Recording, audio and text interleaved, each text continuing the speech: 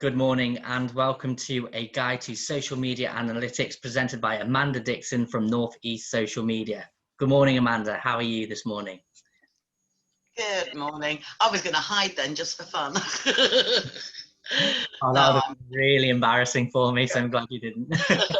So I won't. I thought, no, I'll not do it to you. No, I'm good, thank you. Nice and relaxed after a weekend of nothingness. Fantastic. Well, thank you very much for joining us today for what's going to be an absolute masterclass on social media analytics across the main channels. So I'll leave you to it and enjoy the webinar, everyone. Thank you very much. Good morning, everybody. For those of you that don't know me, my name's Amanda Dixon and my company is Northeast Social Media Limited and the Social Media Angels. I've been teaching businesses in the Northeast here how to use social media for marketing for coming up to 11 years now. Normally I operate from my offices in North Shields, but I'm still working from home. And of course that has a few issues with it. I've got a rather large German Shepherd who likes to join in webinars every now and then. Some of you might have seen him already. And he does sometimes start barking if we have a visitor to the house. If that happens, I'll quickly press mute and deal with him. And then I'll mute myself to save your ears. So today we're going to look about social media analytics and the importance of it. I'm going to start with some slides, the official Facebook slides on Facebook's Insights and Analytics. Then we'll have a bit of a break. And then what we'll do is I'll just go live on some of the other accounts and talk through the best parts of the analytics of the other social networks. So I will start with sharing my screen with you, which sometimes goes a little wrong for me. So Rory will tell me if I'm sharing the wrong screen. Let's go slideshow from beginning.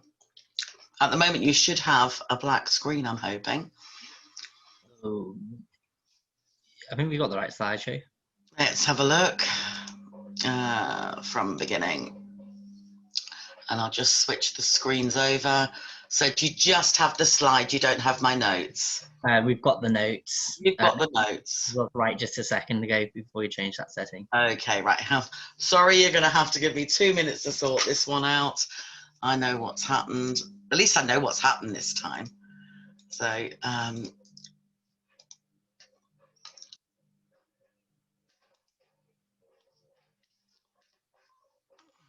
okay, we're on extend. And I need to stop sharing and then reshare, and then I'll be sharing the right screen with you. Oops. Famous last words. Oh, I love technology.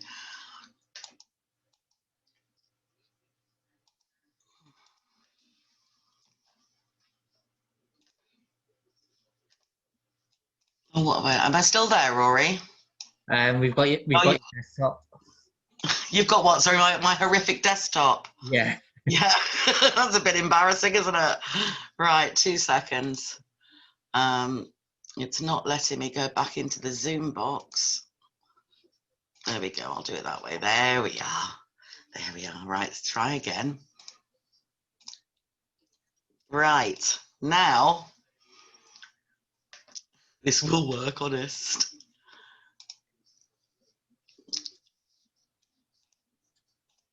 There. Is that the right slide, Rory? Yes, that's perfect. Hey, sorry about that, everybody. It's like a Monday morning, isn't it? Only it isn't. Right, okay. So we've done introductions. Move that out of the way. Oh, I'm going to have a fun morning. Okay, so what we're looking at today are what are page insights, how to access them, how to understand and make sense of your page insights, and then we'll look at some tips and best practices to help you utilize them.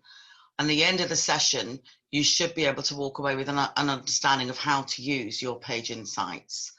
Okay, now it's really important that you do look at your analytics because you need to make sure that you're reaching the right audience, and also you'll be able to see from it what works and doesn't work with the people who are following you. So what are page insights? They're a free tool that you can use directly from your Facebook business page, which help you to understand how people are engaging with your page. You can find demographic data about all sorts, your audience, so you can see how people are discovering and responding to your posts, and obviously, as I've mentioned before, which posts are working best with your audience, which one is making them engage the most. And there's a few things to bear in mind. You can only access data in Page Insights for the past 2 years, okay, but you can pick your dates. And demographic data such as age, gender, and location are available on Page Insights once you have data for 100 or more people. Okay, so if you're just starting out on your business pages, this isn't going to kick in until you've got 100 likes. And anyone who's set up a page such as a community page might not have access to insights if when you first created that page it was as a community page. So how do you access your page insights? To learn more about your page and how it's performing and attracting new and existing customers, you can either do it from here on a mobile phone. So you would go to your business page on your mobile phone, and then right at the very top, or some apps have updated, and this is available on the bottom, you'll see that zigzag line. Now, something to point out here, the best thing that you can do when you're using Facebook apps on your mobile device is only use the blue Facebook app for your personal profile. You need to download the white app with the orange flag, which is called the Pages Manager, to get all the information for your business page. Okay, so if you always get into the habit of using the blue app for personal and the white Pages Manager app for your business, you'll be able to access all areas on your business page from the app. Otherwise, you find that sometimes when you go to your Facebook business page, you don't have access to your messages, and you certainly won't have access to your insights now. Right, so you'll need to do that through Pages Manager. On your business page on a computer, you would just click up, this has changed slightly recently, and you'll find it on the left-hand side, but you'll see that there's a button there for Insights. All right, so what I'm going to do here is guide you through the most commonly used insights, which includes metrics related to your page activity, your page discovery, your posts, and your audience. So page activity metrics gives you information about the number of people who follow, like, or take action on your page.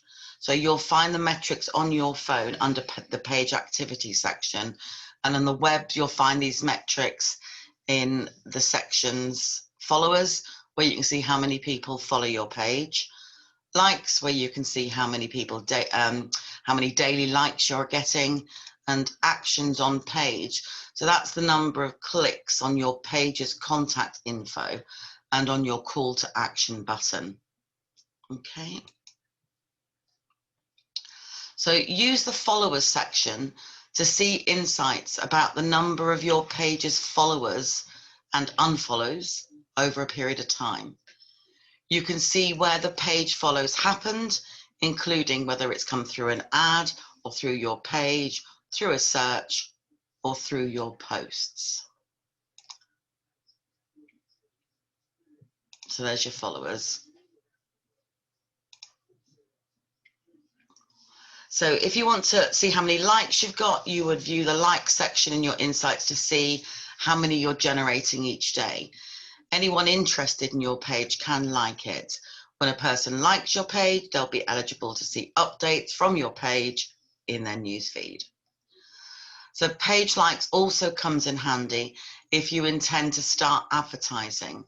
So you can run ads targeted to your page's followers or create lookalike audiences based on the people who have already liked your page. And Facebook will get that data from here.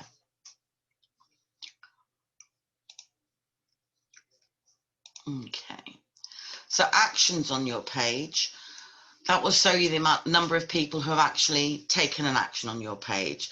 So the number of times people have clicked to get directions to your business, or go to your website, clicked on your business's phone number to call you, or click the page's action button.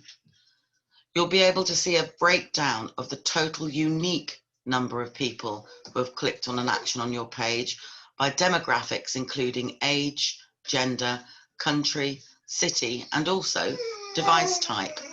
There we go, Thor's joining in. Yes, Thor. Okay. Discovery metrics lets you see how many people your posts have reached, the number of people who have viewed your page, and the number of people who've been recommended your page.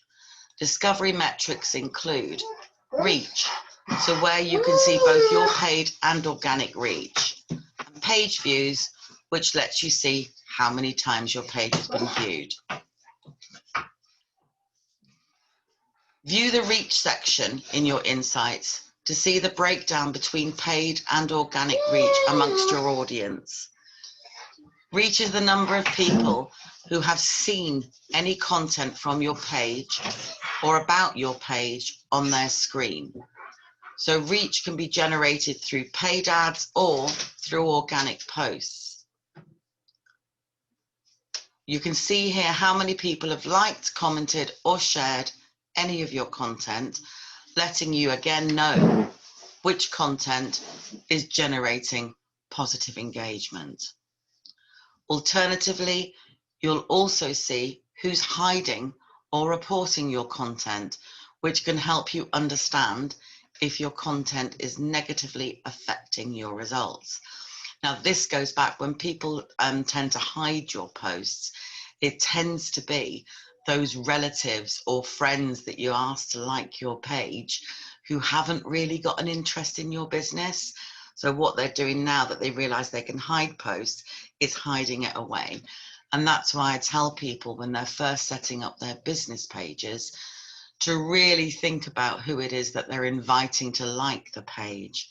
You know, I wouldn't have invited my children to like my page or my cousins in Ireland, because I think they'd feel a sense of duty to like the page, even though what I do in work is of no benefit or interest to them. So what I wouldn't want is all of them then as page likes, but hiding everything I'm doing. So that's why you really want to think about who you invite to like your page in the first instance. So the page view section in your insights shows you how many times your page was viewed. So if you see that your page views aren't showing much movement, it's a good indicator that you need to create more conversation with your followers. All right, so if you're not getting the interaction on this post, why aren't you getting the interaction on this post? What you need to be thinking about when you're posting on your Facebook business page to get these page views up is content that is engaging. So things like videos, asking questions, running polls. All of these are easy ways to get interaction. Okay. So you can also look at external referrers, which will tell you the number of times people came to your Facebook page from a website outside of Facebook. So that's good. From that, if you've got quite a high reach on that, then you know that people are either coming through from your Facebook page because they're clicking on the Facebook button on your website, because they've clicked on a link to Facebook from Twitter, or that you're coming up in those Google searches.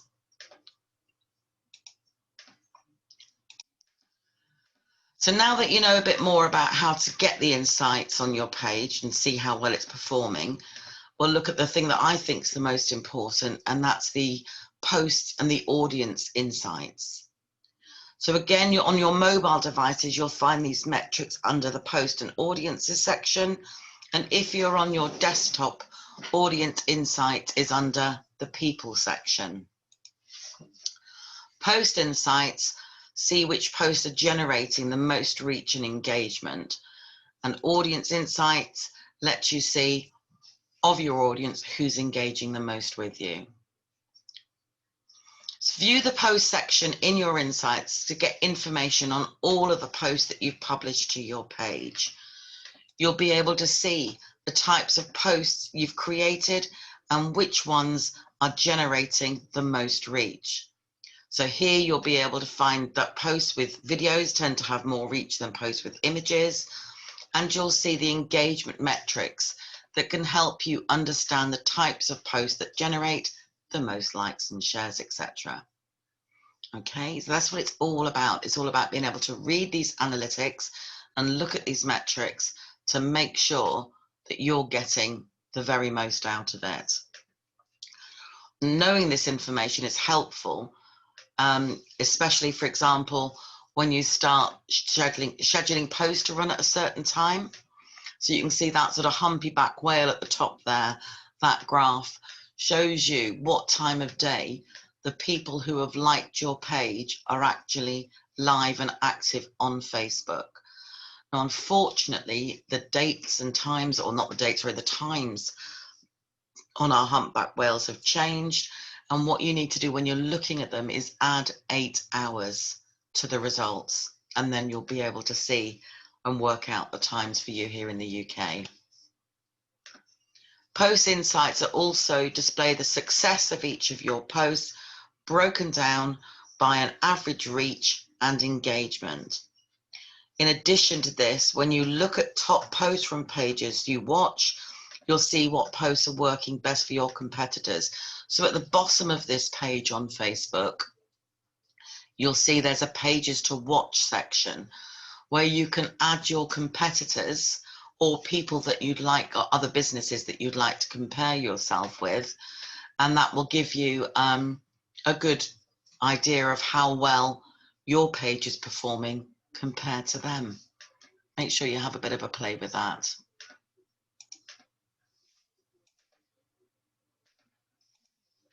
There we go, right at the bottom there, under all posts typed, I'm a few clicks behind, top pages from posts from pages you watch, but you'll see you just have that section, pages to watch now.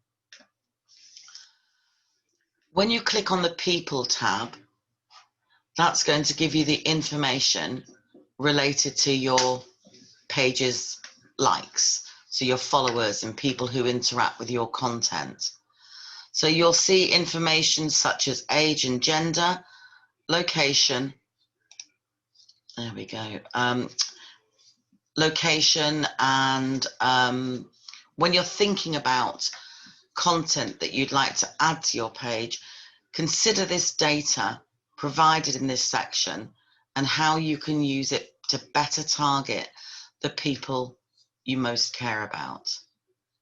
Remember, demographic data such as age, gender, and location is only going to be there once you've got 100 likes on your page. This section here is so important because it sort of reiterates the fact that when you're starting out with your social media, the most important thing you can do is think about your target audience. And it's this section here that will tell you whether or not you're reaching them. Okay, you can make sure if you were targeting people in Durham, then you would want to see in this section here, the city, that Durham is right at the top there. If you mainly do business in the United Kingdom, you want to see that there. You create your buying personas and then just check that Facebook insights are reflecting this, because if it's not, it means you need to either change your target audience or work more on the content that you're sharing so that what you're putting on is of interest to the people who have liked your page. So that's really covered the major insights section within Facebook that you can use the information from to build up your business's presence and increase your customer engagement. So we'll look at some best tips and practices.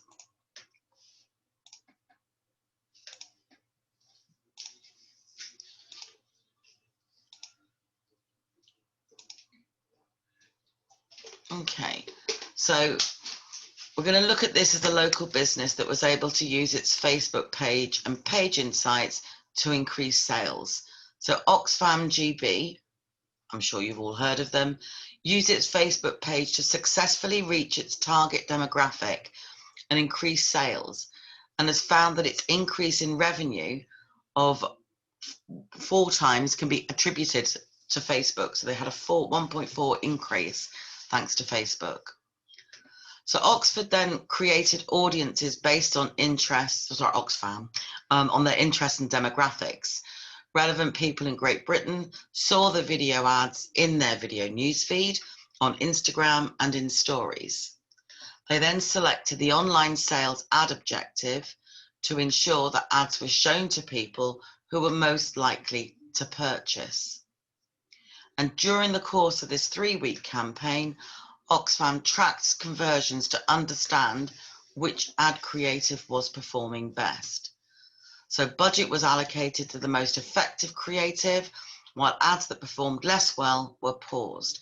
So what this means is when you're going in to create an ad, in this instance, they chose all their relevant demographic and so on, based on the insights of the page, on the people that they were already attracting.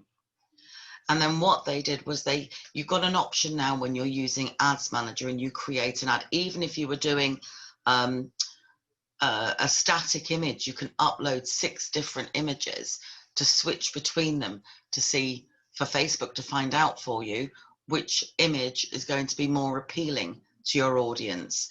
And when you go to your Ads Manager and compare them all together, you can pause the ones like Oxfam did that weren't as effective as the others, and then you just let the good ones carry on. Likewise with video, when you're uploading your video, you can try different types of 15-second video. You could try different shapes, for example. You could create the same video in a vertical, so it's taking up a whole screen, or you could do it as a square and see which of those is most effective and resonates more with your audience. So their uplifting success resulted in 2.2 times increase in add to cart events, and 1.8 increase in purchases, and 1.4 increase in revenue.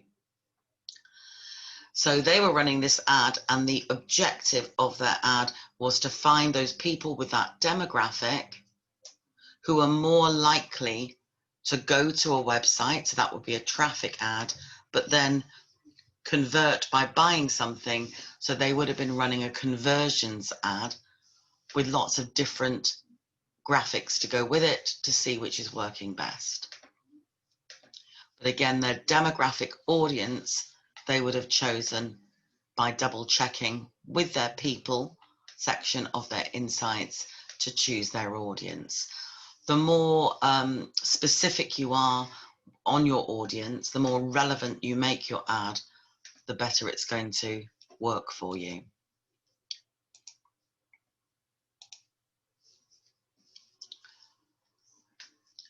So now that you know how to access your page's insights and then on Facebook and the types of metrics you can learn from this tool, we'll look at some tips for you.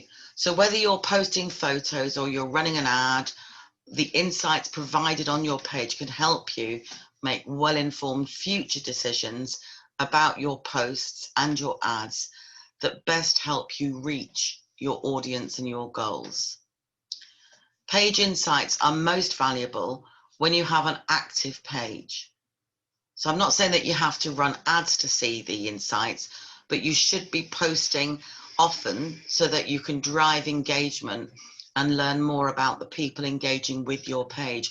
When I say posting often, Facebook's guidelines are that you should post between 3 and 5 times a week on your Facebook business page, but those posts need to be engaging. So how you can use your newfound metrics to grow your business and reach your business goals. Let's have a look at some ways. You can start by understanding which groups of people enjoy the content on your page the most. Does your content fare better with a younger or an older demographic? Is it more women than men who like your page? Are you seeing more people on the, in the northeast rather than the southeast commenting on your posts? Use this information to update your target audience. If you found, for example, that more men than women are coming to your page, you might consider creating posts with content that's more focused on women. If you're running ads, try targeting your ads to just women as opposed to all. You can also use your post insights to know when your followers have time to engage in your business. Sometimes an audience is more active in the evening or at weekends, so set your next post to publish when your audience is most likely to be online and ready to engage with you. This way you can make sure that your post is live at the right time, even when you're not there at your computer.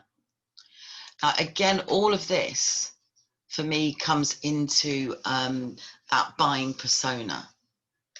So when you're creating your buying persona, the age and the sex of the person who's most likely to buy from you, their location, what their interests are, you almost want to map out their day. So for example, if your target audience were stay-at-home mums or stay-at-home dads, you would think about their day. What time are they getting up? If they're looking at Facebook at 7 in the morning, are they likely to want to buy or take in the information at that time? Or are they more likely to want to be catching up with their friends at that time? If in normal times, maybe they'd be rushing around doing breakfast at 8 o'clock in the morning. No point showing your ad to them then. You might then map out their day. What time of day are they most likely to be sat down taking in information from Facebook? And it might be, for example, it's 2:45, just before they go out on the school run. Or quite often you will find, if it's parents that you're targeting, it's the evenings. That's when they're most likely to make a buying decision. But that's how far you need to take it with your buying persona.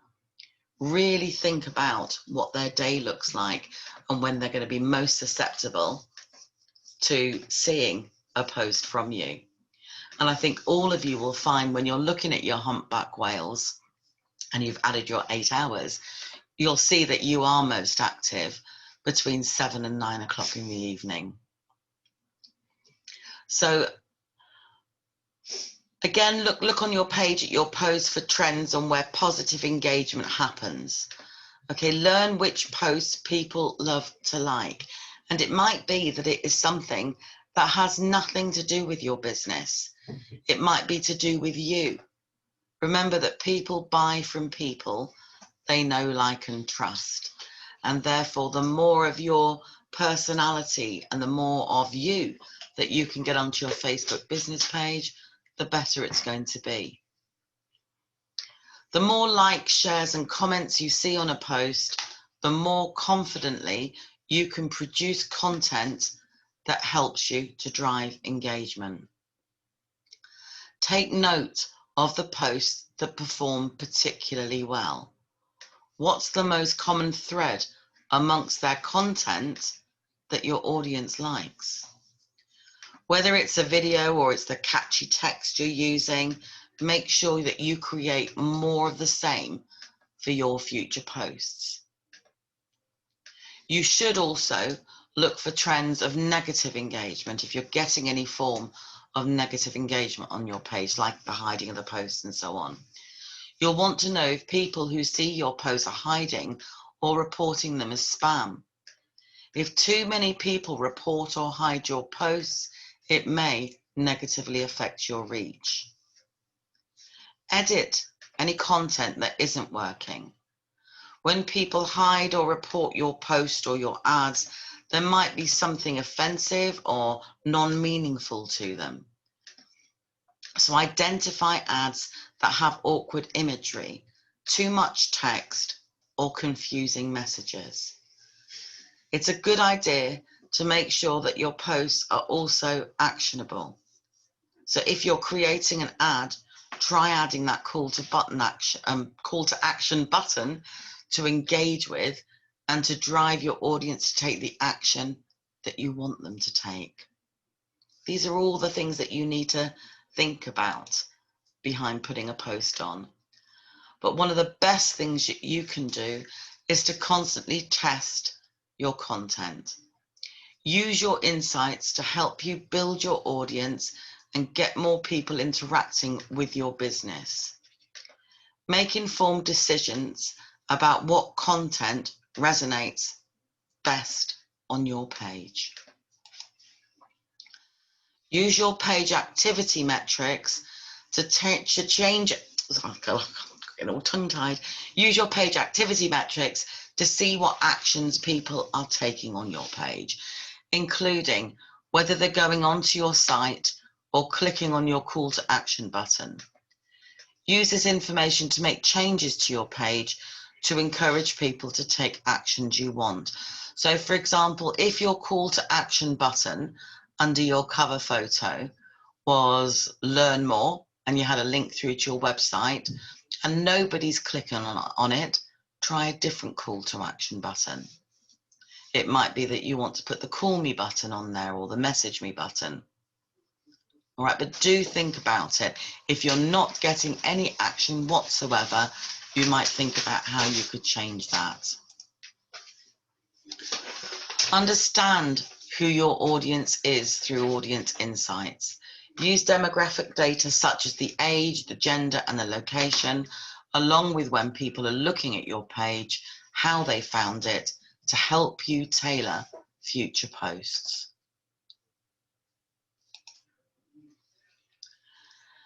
And then you can see a breakdown of how each of your Facebook page posts have performed over time with post insights.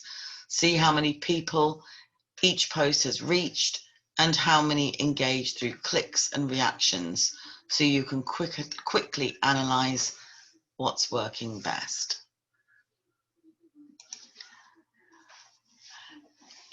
That's the information that, or the statement really, that means the most. You've got to be able to measure what it is you're doing to know that what you're putting on your page is working. The software works in such a complex way when you're posting on Facebook. It's got to go through so many filters before it's going to appear on somebody's newsfeed.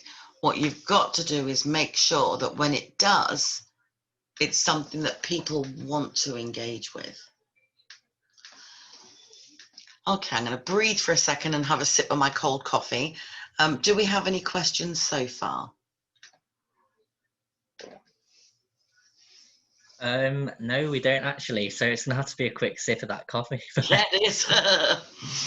But yes, please do enter any questions you have into the Q&A box and make the most out of the session by doing that. So I'll leave you to it, Amanda.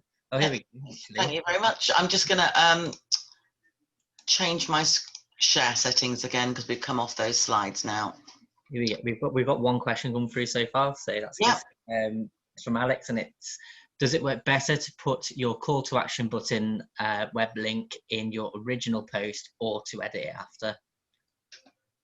Okay, I'll show you. 2 seconds. Let me just duplicate and keep. It doesn't hurt to put a call to action button anywhere, basically. Let me just bring that back up and I'm going to share my screen with you. Okay, because Facebook's changed the way you post. Now, the call to action button I was talking about mainly is the one that's sitting on your business page here. All right, so at the moment I've got, if anyone goes to my business page, there's an option to send me a WhatsApp message, or next to it, although you can't see it on this display, but everybody's got the message me button through Messenger anyway on their Facebook business page. If you've said that you'll receive messages, then you'll have that message button there as well. What you can now do when you're creating a post for Facebook, don't do it here, okay, because you're limited to the types of posts you can do from your business page now. But if you go to publishing tools and then go into your Creator Studio, which we always hope is working today. Let's have a look. There we go, into Creator Studio. There's lots of different, all the styles of different types of Facebook posts that you can create are sitting in here now. And one of them is to add the message button. So you could, in effect, pretty much have that call to action button by clicking on Get Messages at the bottom of every post. Okay. I wouldn't do it at the bottom of every post because it would make your posts not look particularly engaging.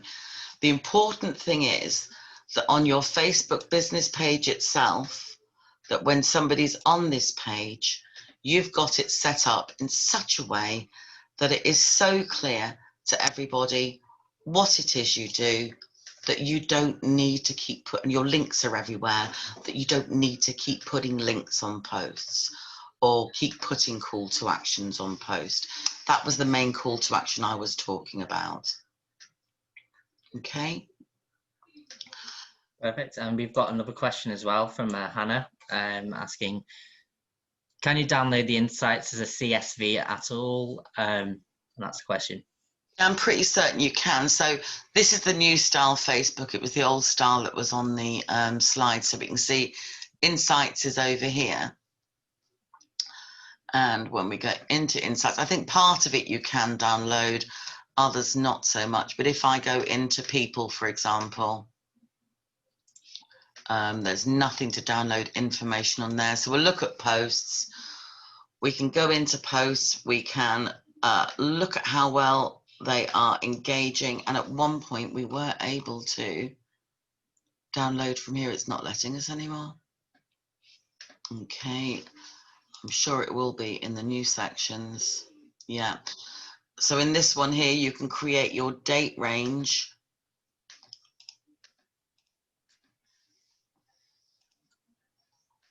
No, it's not playing. All right, we'll just keep an eye on that because we certainly were able, there we go, we can export a summary from the last 70 days and we can change that to last month. Oops. And yeah, you've got different formats here that you can download it at. Let me just, you can bring him in for me, thanks. So you can either download your page data, your post data, or video data. And yes, it can be downloaded as a .xls file or a .csv. And you can change your date range in that on there. Perfect. Well, I think that's all the questions we have for now, so I'll let you carry on. Yeah, brilliant. We're getting some new data now within our insights, as you can see within your Creator Studio. So this is more based on video performance and your top videos, and you can see your top pages that are performing. We are getting insights as well through here. Have they turned it off again? Let's have a look. But the kind of information we're going to start receiving through here are things, for example, if you were using stories. So if you were using Instagram stories, you'll see how many people are swiping past your stories, or here we go, or tapping on them to speed them up a bit. And from that, you can take information about whether or not you're putting too many updates on your stories, or whether or not people are actually quite happy with it. So that's the kind of thing that's being brought through into your Creator Studio insights. But you can see on here, it's itemizing out the age and gender of your followers on Instagram, when they're on there, what time of day. I think mine are on here all the time. The different countries and whether you're hitting the right area. So you can get all that demographic now for Instagram from your Facebook pages, Creator Studio.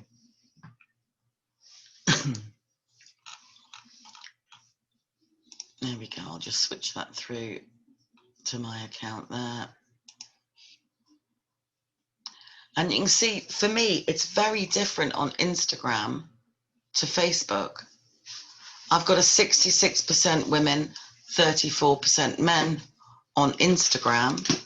But if I go into my people on my Facebook page, it's 83% women, 15% men.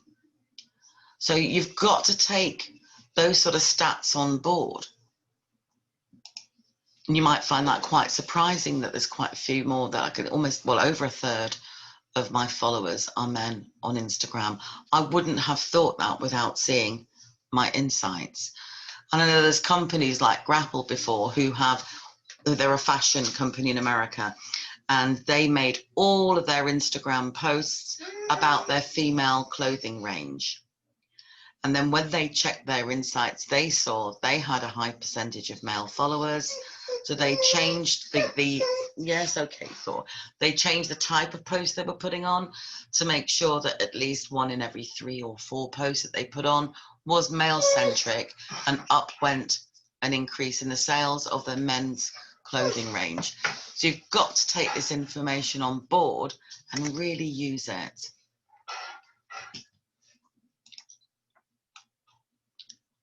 So I'm going to, oh dear, Thor's really letting us know he's here, isn't he? I'm going to stop sharing that screen for a minute and just see if my mobile's going to play with you this morning.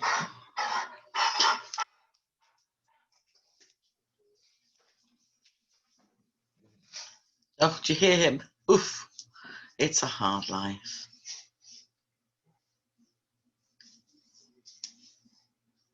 There we go.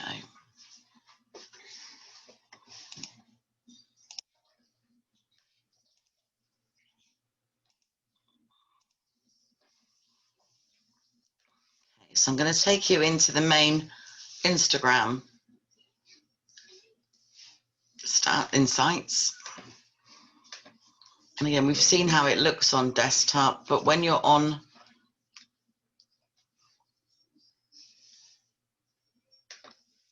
the Instagram app on your phone, which is how people tend to use Instagram, let me just full screen that, there we go. The way you can access your insights is from these 3 lines at the top here. If you click on there, you can see there are your insights, 3rd item down. If you're not seeing insights when you're looking at your app, there we go, we've got new insights to look at today. If you're not seeing it, it means that your account isn't a business account and you would need to convert that. Okay, what you would do is, the easiest way to do it is go to your Facebook business page, go into your settings, click on Instagram, log into Instagram through there, and that will just convert the account for you into a business account. You won't be able to get any of your old insights and metrics, but from as soon as you convert, it'll start collecting that data for you. So here we go on the summary page. It's showing us the last 7 days. I've reached 497 accounts. That's up 10% on the week before. And when we click in for more details, it's showing us the days of the week we reached the most amount of people, what our impressions were, and what the account activity was. So how many people came through to have a look at my profile because they saw either one of my stories or one of my posts going through their news feed. It's also going to show me there how many people have clicked on the button to email me or to call me. It'll show me here all my top stories, how many people have reached. And again, we can see they're all short videos. Actually, I think they're Instagram Reels. Anyone had a look at Instagram Reels yet? So we've now got 3 parts to Instagram. We've got your main news feed that you post on. You've got Instagram stories, and now you have Instagram Reels to play with too. So further below, it's going to show me any of my top posts. We'll click through here. Oh. And this is showing me my top posts from the last year. And obviously I can change that and say, I just want my top posts from the last 30 days. And again, I can see all the insights from all of these different things here. How many insights from email button taps, or how many new follows have I got? How many have gone to get direction? I'm just looking at reach at the moment. how many have clicked through to go through to the website. So you can get all that information there by swapping and changing between all of those buttons. And you can look at your any of your posts. So you can have all of your posts in here. You can just look at photos. You can just look at videos. Just look at the things that you've put on as carousel. Or if you're using Instagram shopping, you can just compare your shopping posts. Well, there's a fourth part of Instagram I missed out, didn't I? Instagram TV. Obviously, you'll get your demographics on that if you're using Instagram TV as well. Okay. You also, at the bottom of every post you do, have a View Insights tab if you want to look at the performance of an individual post. And just to explain these to you, so this one here, he's having a good old moan, isn't he? It shows you that the post reached 340 people. There were no interactions from this post. But as I go down, it shows me it reached 340 and had 368 impressions. So what that means is 28 people saw this post more than once. Okay, so reach are the individual people that see a post. Impressions are the amount of times this post has been seen. 359 people saw that because it came up through their newsfeed. 8 people saw it because they came to my profile and had a look. And 1 from another source. Interesting. Let me try another one for you. So this one here, again, there we go, that's what I wanted to show you here. So this post reached 504 people.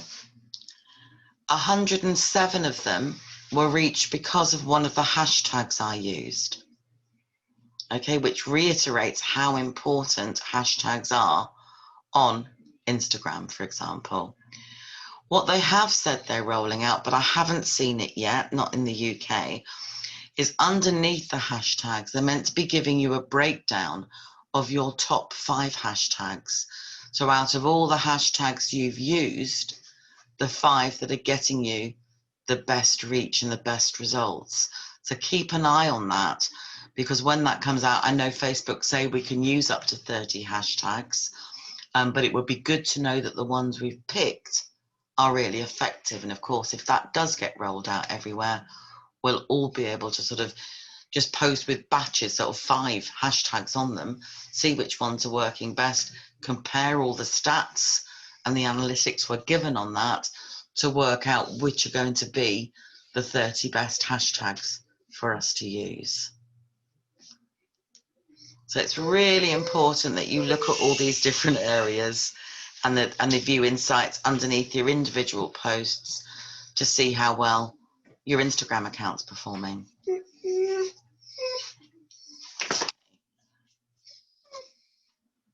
I'll stop sharing again. Will you behave? I think he wants to come up and say hello to all of you. So I do apologise, but here he is. Are you going to stop whinging now? Are you? Go on. Okay, so we're coming up close to halfway now. Do we have any more questions? No, not from you. Yes, we do. We've got a few that's come through. So first question is, and it's, are the locations based on where people say they are based or from location services? Location services. Yeah, so you certainly country-wise, it will pick that up from where you say you are. So there's an awful lot of people who will find their insights look as if they've got loads and loads of contacts in the US. But actually they haven't. It's just because people, when they've created their Facebook pages, haven't updated or profiles rather, haven't updated their details on it. Also, there's quite a few people that you using VPNs, saying they're in America where actually they're in the UK. But the cities bit is genuine. That's being picked up by location services, so it's easy to work out from there as well. Perfect. Well, That's, oh, hello, we've got another one just come through now. Hello. It's from Martin, and it is, can you run personal and business accounts on the same Instagram app, or do you need to sign in and out to use one or the other? Okay, yeah, you can have it on the one app. I'll show you how. He is being challenging today, isn't he? Yes, Okay, let's have a look. Whoops, back into Instagram. Yeah, so you can see here, I'm on my profile page for Northeast Social Media. If I click on where it says Northeast Social Media, the other accounts I've got connected to my app come up, and I can click on it to change to a different app. Not a different app, a different account, just like that. So if you want to add to it, you'd click on there. Right down the bottom, you can see when it catches up with me, log in and create new account. Now we have a lag on the mobile share. Oh dear. But yeah, so when you click on the name at the top, a pop-up box comes up, scroll to the end, and it said, there we go, log in or create new account. You click on there to log into your other one, and then you'll be able to quite easily flick between your accounts. There we go. Wonderful. Okay, and we've got another question from Stephen, which is, we want to start tagging in people/organizations into our posts. Are we okay to do this, or do we need permission from the end user before we start tagging people? Okay, as a business, you'll find that unless you are personally friends with that person from your personal profile, you're not going to be able to tag them in the post. If we're talking here about business page posts, businesses are not meant to be able to tag people at all. By all means, you can tag other businesses, and I don't think any business would object to that, because you're helping to raise their profile while you're doing that. Some of the big brands, absolutely, you can't just tag them without prior permission. But as a whole, you can, so far as local businesses are concerned, people that you're working in synergy with, or who are clients of yours, no reason at all why you shouldn't be able to tag the business, just not the people. The only time you tend to be able to tag people is when there's a glitch on Facebook, or if it's a comment. So if somebody has sent you a comment, you're able to tag them in your reply. That's it. Okay, perfect. Well, we are bang on 11 o'clock now. Would you like to take a 5-minute break? Lovely. We'll see you back at 5 minutes past 11. Lovely.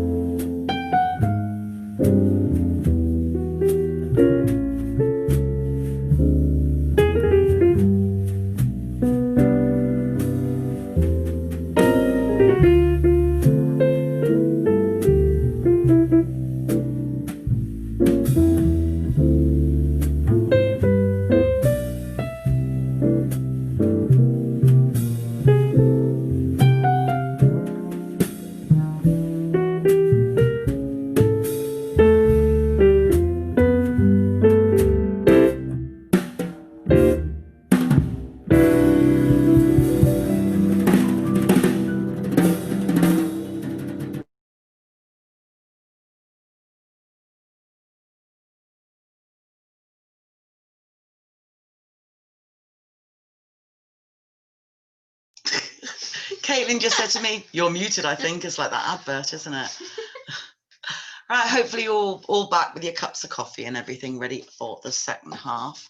So what I'm going to do now is look at some of the analytics on LinkedIn and then on Twitter. And then we'll go back to Q&A. I'm sure there'll be lots of questions you have for me. So I'll start with screen share and let's see where we're at. Okay, so we'll look at Twitter. So to get access to your analytics on Twitter, you click over here on more and then onto analytics. If you don't have access to your analytics, then all you need to do is go into Twitter ads, start to fill in some details as if you were about to put on an advert, and then hey presto, you have access to your analytics. Now, unfortunately, some of the analytics from Twitter aren't available anymore. They used to be able to give us a breakdown of our audiences and aren't doing that anymore. But there's still lots of important information that we can take from our Twitter analytics. So when we first come into it, you're on your dashboard and it's giving you a summary of your last 28 days. So you can see the last 28 days, I've tweeted 98 times, which was down 13% on the 28 days previously. My tweet impressions have been 25,200. 300 people have visited my profile. 23 people have mentioned me and my followers have gone up by 44. Okay, so that's what you can see when you're first landing on your page. Over here on the right-hand side, we've got our comparison, or our summary rather, of August. Okay, where I was mentioned 39 times, 42 new followers and so on. All that information is there. You can see on here your tweet highlights, so anything that got a little bit more action than elsewhere. Where you've got more engagement on a tweet, they'll all be shown here, and your top, and it's showing me here that my top tweet earned me 1,232 impressions, and also showing me my top mention was from the Tin Woodman. There we go. And those are top media tweets. Further down this page, then we've got the stats for the other months. So we can see there's the summary of August. We can take that and compare it to July and January, June rather, and down to May. For me, they're the details that you want to take when you're benchmarking. If you want to make sure that you're continually improving on your Twitter profile, then what you'll do is take those stats potentially into Excel and create yourself some month-on-month targets so you can see the curve of how well you're performing. It's a really good incentive to make you record these demographics to actually make it work for you, or these stats to make it work for you.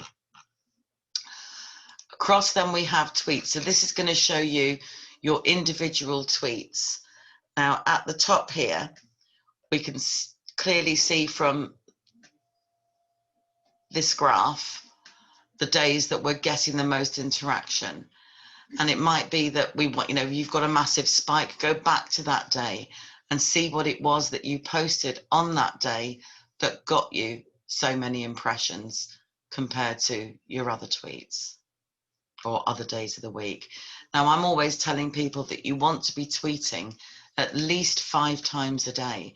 There's no point just putting out one tweet a day. And this will show you why. As you go down through your individual tweets, you can see when I tweeted this out an hour, it's been seen by 93 people and it's had 1 engagement on it.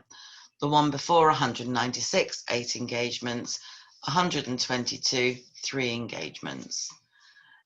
I've got 12,000 followers.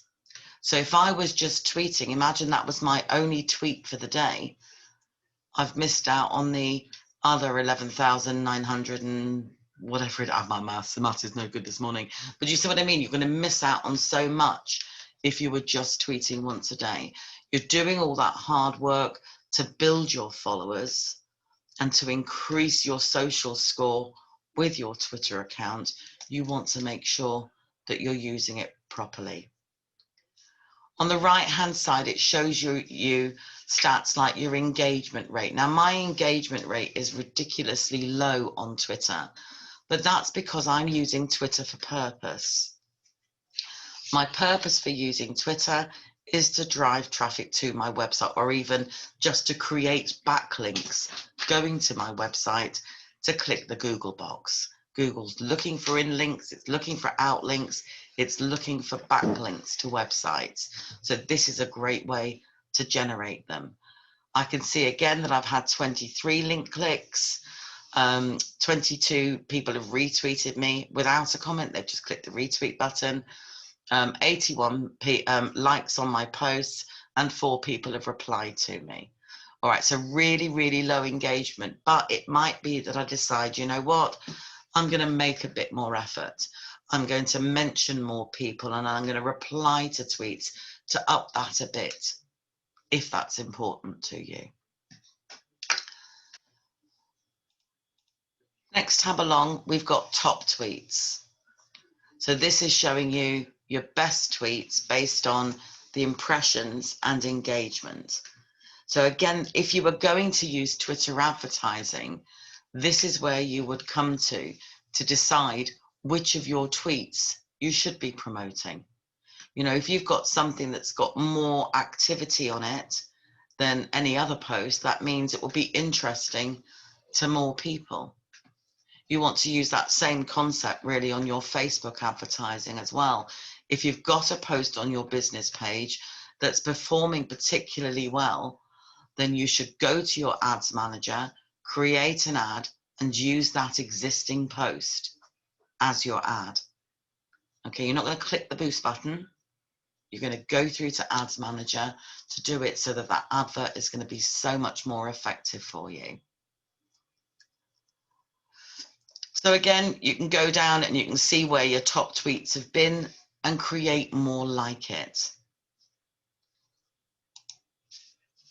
These are all the tweets and replies in one place. So this is where you can see that people are replying to you, asking questions, interacting with you. And if you were promoting any tweets, you'd click on there and you would see from your tweets how well the promoted tweets have performed. That's about all we can get from Twitter analytics these days. We used to be able to go in and see the demographic of our audience, what interests they had, what location they were on, and then it went. So hopefully it's something that Twitter will bring back, but at the moment it's not available. If any of you are using Twitter tracking, so it's a bit like the Facebook pixel code, but for Twitter, then you can create your website tag, and that's going to start collecting data on the people who are visiting your website, again, that you can then use in advertising. So their website tag is the equivalent to Facebook's pixel code. And if you were using video on Twitter, there's a whole tab now to show you how well your video is performing. That's it on Twitter analytics. But I think the important thing is that you take these stats from your monthly summary and compare them and set yourself targets to increase your followers by so many a month, to make sure that you're getting at least 100 tweets out a month. You know, I base it on 5 tweets per working day, which is basically 100 tweets a month. All right, that's what you want to look at doing as a minimum on your Twitter accounts. Again, you might decide that you want to up that a bit more, and you could, you know, just add in an extra tweet a day, or just a couple a week to start with, so that you can gradually see everything increasing. Do you have any questions on the Twitter analytics? We currently haven't got any questions submitted yet, but we'll just wait a moment to see if any trickle in. Yeah, sure. I hated Twitter, you know, when it first came out. Somebody said to me at a networking event, "What do you think of this new Twitter thing?" And I said, "Oh, I'll be a 5-minute wonder. It'll be here 1 minute and gone the next," and here it still is. You know, I really felt it was the platform that people would go to say, good morning, here's my cup of coffee. And then 5 minutes later, here's my second cup of coffee. Here's my third cup of coffee with a biscuit. And that's how I felt Twitter was. And some people do use it in that way. But when you look at the benefits of using Twitter for your website, and the fact that it's one of the easiest platforms to gain followers on, and, you know, to really up your social score together with creating those backlinks, it's so powerful. You know, I don't particularly rate the advertising within Twitter, but I must say I haven't tried it for a while. But I will give it another test. But I felt that Twitter didn't quite get our area demographic correct. And even now, when I check to see certain parts of my privacy settings on Twitter, it's got me down as being in Camden Town. You know, yes, I visit Camden Town quite a bit, but, you know, it's got my main location as Camden Town. So I still don't think they've quite got it right. Fair play. Well, we've also got a question that's come through from Alex, and the question is, I just use Facebook and LinkedIn for the company. Is it worth creating a Twitter account and Instagram account also? If you have a website, Alex, absolutely. Are you Alex as in network B2B Alex? Yeah, I thought so. I had a quick look at attendance. I recognized a couple of names there. Absolutely, yes, Alex, you need to be using Twitter. You could be tweeting out about the organization and what it is you do. And you would also be tweeting about all the events that you've got coming up and what spaces you have in which groups. Absolutely. You could use generic tweets. So it's not that you'd have to come up with 5 brand new tweets a day. What you can actually do is sit and create a schedule or create an Excel spreadsheet with 50 tweets on it, 50 generic tweets where you have converted your website and all the content that you've got on there. You would convert that into tweets, and there's nothing stopping you from reusing them. Because of the way Twitter works, which is when you tweet something, it's only going to be viewed by the people who happen to have their mobile phones in their hands, who've refreshed their Twitter stream at the time that you've sent out that tweet, with a few extras being reminded when they log on or while you're away, these tweets came out. Because of that, you can use repetition. And if you use different images on your tweets, they look like completely different tweets as well. But yes, it would certainly help your SEO on your website if you were tweeting. And I think you've got a huge audience on Twitter. Very good. I've just got also a question myself. So when it comes to analytics, they have impressions and engagement rate. Now, do you think that the engagement rate is important on Twitter? That's entirely up to the individual company, Rory. I use, for my business, I use Facebook, Instagram, Twitter, Pinterest, Google, LinkedIn, and I've probably missed something out. But I use all those social networks. Now, out of all of them, the only way Facebook's going to work is if you're engaging on it. Okay, that's the only way Facebook business works. And if your engagement, it's fantastic. And my account is engaging, I get fantastic organic reach. So that's the one and I get a lot of business from Facebook. So that's the one I concentrate my engagement for. I'd love to sit and chat to people and tweet all day, but I don't have the time. So as a business owner, I had to make the decision as to which of the platforms I was going to be most engaging on. And for me, my order would be Facebook, LinkedIn, Instagram, Twitter. I think it would go like that for me. So it's down to the individual owner. And the other thing to consider is not necessarily which platform you like best, but which platform are your target audience engaging on. That's what it comes down to. And that's the one where you need to be engaging. Fantastic. Thank you very much, Amanda. We haven't got any questions at the moment, so I'll let you carry on. Okay, let's have a look at LinkedIn.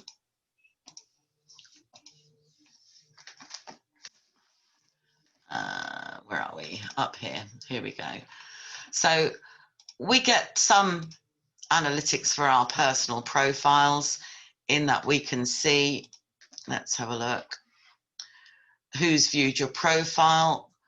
We can see how many people have viewed the profile in the last 90 days. We can look at who's looked at your article.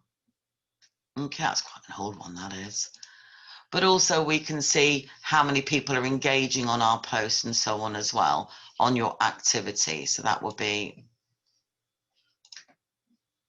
across here. There we go.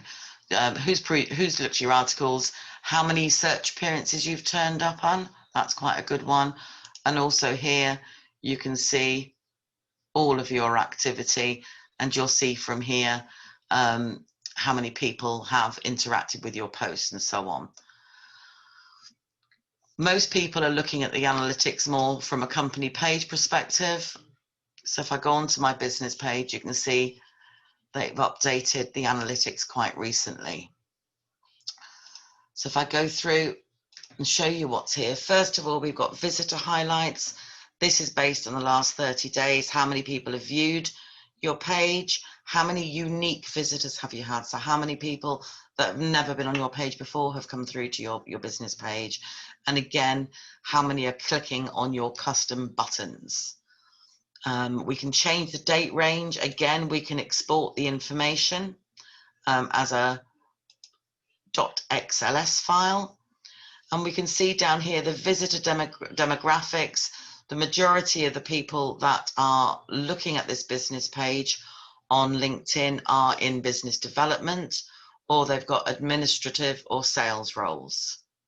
All right, but we can see here that 2/3 are within the business development sector.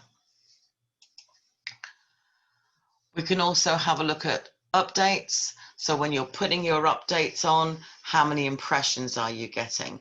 And again, this will compare if you are advertising on LinkedIn, the organic will be your free reach and your sponsored are your paid for adverts. So again, it might be that you've spiked on a particular day. So you might want to go in and see what it was you've put on that day that got you that interaction. All right, so you would go through the, where is that? We'll take a note of that, Tuesday, the 25th of August. So down below that, we then have a list of all your posts and the activity on them. Okay, and again, we're looking at impressions and we're looking at whether anyone's liking or commenting and so on your posts. We can see it's got the month here. I'm just jumping through to the 27th, I think it was, wasn't it? And oh, it must have been back a page if I missed it.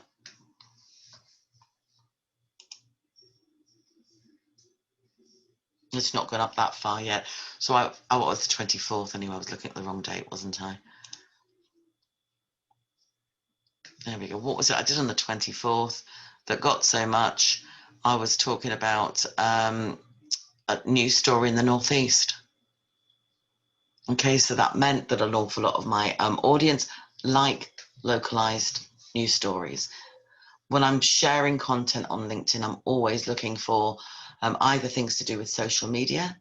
I can share that I think people will benefit from knowing, or I'm sharing on my business page things about the workshops I might be delivering, or local news stories, because that will then associate me with the Northeast.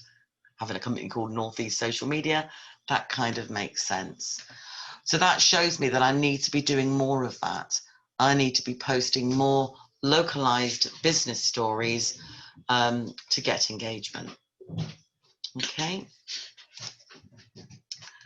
And then we have followers. And this is going to show you any loss of followers or any increase in followers. And then down below, I can see who they are and where they are. So again, we can see that the majority of the followers of this business page are in Newcastle, Durham, Sunderland, Cleveland, Darlington. So I know I've hit my target audience with the updates that I've been sharing on my business page. I'm called Northeast Social Media. I do the majority of my business in the Northeast. I do train all over the country and out of the country. I was training somebody in California in the middle of lockdown. But I concentrate my marketing efforts here in the Northeast. All right, so this shows me that, yes, I'm reaching the right audience. And down below, it's compared me with other companies that it thinks I should compare myself with. And it's tracking me against some other companies so I can see how well I'm doing compared to them. Quite some interesting companies there that it's put me against, really, but we don't have control over this. This is just who LinkedIn will pick up and think, yeah, you know, we want to compare you with this sort of company, probably because we've got a similar audience of connections or similar followers. And this is just where all your notifications are sitting. That's it again on the analytics on LinkedIn. So nowhere near as in depth as we have on Facebook and Instagram, but still useful stats to keep an eye on. And as this section is relatively new, you're pretty much guaranteed that this is going to be updated. So keep an eye on this to see anything new that's added to it. I think the important thing to take from this is that all these stats are here for you. And for you to know that your marketing is working and for it to help you with your content creation, you need to start making a note of these stats that are available to you in these different analytics, because then you can sit and you can really think about your content and the time of day you post and about your target audience and what they're reacting to, what interests them, to make your marketing really work for you. So I'm back for questions again now, if we have any. Yes, we do. Okay, so first of all, Hannah's asked, how can you find out what platforms your target audience prefer? It's a tough one. I think just by talking to other people, talking about your business, working out your target demographic, and then from that, we'd know what type of platform you should be using. I don't think there are any sort of reliable stats at the moment to tell us who's on which platform. Obviously, if it's a really young audience, then it's things like Instagram stories or TikTok or Instagram reels that you should be using. But it's just opening up that discussion, really. Looking at your competitors, seeing what type of platforms they're using can be really useful as well. Perfect. And our next question is from Charlotte. Do you think it is worth changing and upgrading to premium on LinkedIn for a better response? No. Unless you, excuse me, unless you are in to really, really direct selling, which actually doesn't go down very well on LinkedIn. But unless you're really, really into direct selling, where you need to connect with people who are completely out of your area, then no, you don't. I upgraded for over a year just so I could do the comparison. And yes, you can see more of the people who are looking at your profile. You know, when you go on to who's viewed your profile, it'll tell you somebody in this industry has been looking at your profile, or somebody from this council has been looking at your profile. And the idea of that is that it's going to get you so wound up as to, I've got to find out who's been looking at my profile, that you want to upgrade your account. That was the only thing I found interesting on the upgraded account. Apart from that, I'm not a hard seller, I'm a marketer. I really don't, I get switched off by people who sell at me on through direct messages and so on. Especially when it's other companies who really haven't looked at who you are. So, you know, there's no thought going into this whatsoever. It's obviously a copy paste blanket email that goes to other people. Nobody likes that, you know. So no, I don't think you do need to upgrade your LinkedIn profiles. I think the free version of it is perfectly adequate. Perfect. Well, we haven't got any more questions at the moment. So are we okay to carry on? Yeah, and we've pretty much been through all the insights. I'm hoping you'll fling loads of questions at me about anything really, anything to do with social media. I'm sure you've got some bubbling away there. Perfect. Maybe Anna, if you'd like to tell us what your business is, we can tell you where your target audience is. That might help. I think the important thing is, though, is you take all these stats and use them. All right, don't just go and look at them, write them down. Write them somewhere where you can go and then add a comparison to it. So you can create, in Excel, it's fantastic. You can make your columns, put all your figures in it, right click on it and turn it into a beautiful graph. But it's also, you know, if you're working within a company and you need to show how effective your marketing is, it's a great way to demonstrate that month on month to show continual improvement. You know, and bring into it your website performance as well, because you'll see by adapting things like Twitter, that is going to massively improve your website SEO. Cool. And Hannah's just responding now. So Hannah's a singing teacher and professional musician. So currently is on Facebook, but also has a Twitter account, complete with cobwebs. Hannah thinks she should be using more video and sound given what she does. Yeah, absolutely. So sorry, I called you Anna, didn't I? And it's Hannah. So Hannah, the important thing is, who is your target audience? Who do you mainly teach to sing? Is it adults? Are they business professionals?